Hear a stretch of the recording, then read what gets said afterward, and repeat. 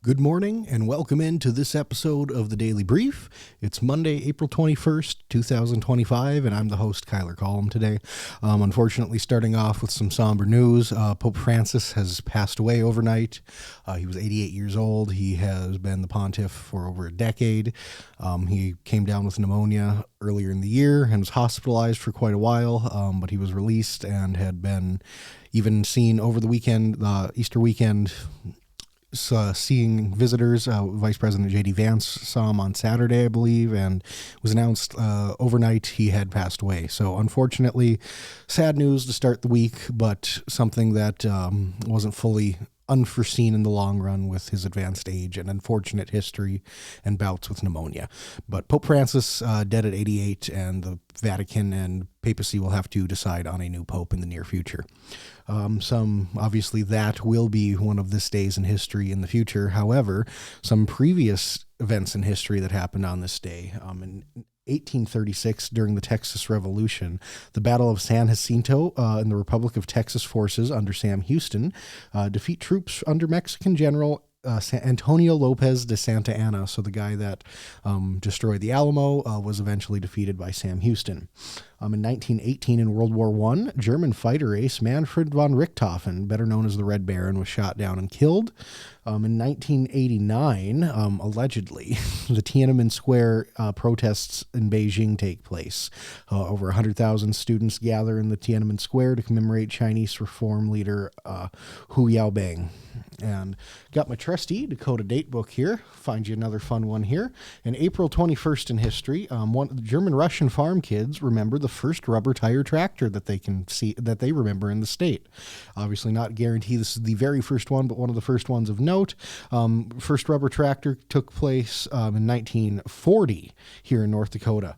So fun times there. We got the fun Dakota date book there. Check that out. Move on to some headlines for this morning. Obviously, biggest one, Pope Francis passed away. A couple local things that were taking place over the weekend, though. Minot police were investigating a series of drug overdoses, including one fatal. Sounds like some fentanyl issues again in town. Never a good thing to hear and deal with, but that's something that is happening right now. Over the weekend as well, there was a fire here in Ward County near Burlington, a little bit west of there.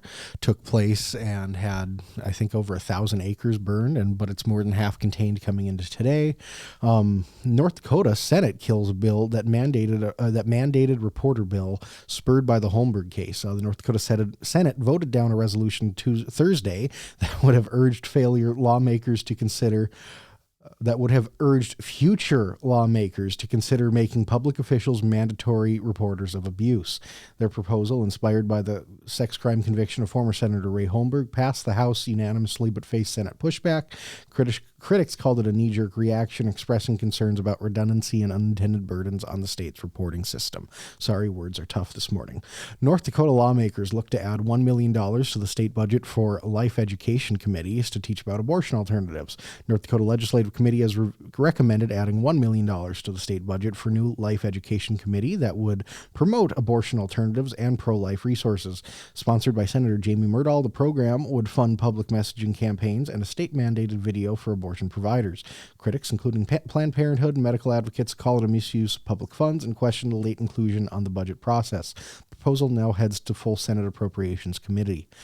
The state Senate also added funding for local wastewater projects to replace a cut in federal resources that after FEMA rescinded a $20 million infrastructure grant. So now that's coming through the state budget. No issues with how that plays out with the legacy fund and everything, plenty of reserves. Hopefully it's nothing that becomes too much of an issue in the future. I had a fun article come out over the weekend, mayoral election turnout in North Dakota since 2010. Went and examined the 13 largest cities in the state and how their mayoral election turnouts have been in the last 14, 15 years. A couple of them take place and 3 of them take place in a different year than the other 10, so it has some interesting numbers and trends there. Make sure you go check that article out. A federal judge here in North Dakota rules in favor of Catholic employers on abortion protections. A North Dakota judge has permanently exempted Catholic employees from following new EEOC rules tied to abortion access and LGBTQ protections, ruling the regulations violate religious freedoms. The Diocese of Bismarck and Catholic Benefits Association challenged the Biden-era policies, saying they conflict with church doctrine. Judge Daniel Traynor, a Trump appointee, agreed, blocking enforcement and igniting renewed debate over federal authority and faith-based employment rights. A couple national things over the weekend. China has begun returning Boeing aircraft to the U.S. And part of the tariff issues. And then Trump is hopeful that Russia and Ukraine can make a deal after temporary Easter ceasefire ends.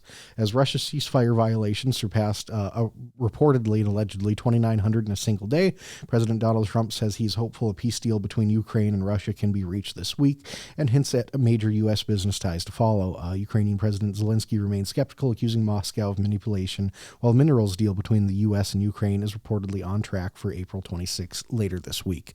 So again, that wraps up our little roundup of headlines. This news access piece, for lack of better terms, will be on the website mydakotan.com. Has links to all the articles that I've mentioned. Again, thanks everyone for watching. Make sure you give us a like. If you comment down below, if you notice my struggles this morning, make sure you hit the bell button for notifications so you know when we're live tomorrow morning. Should have Roscoe Striley on tomorrow, I believe. And of course, tonight is City Council night, so make sure you check that out on their Facebook or YouTube page live. So again, this has been the Daily Brief for Monday, April 21st. Thank you all so much for watching, and have a great day.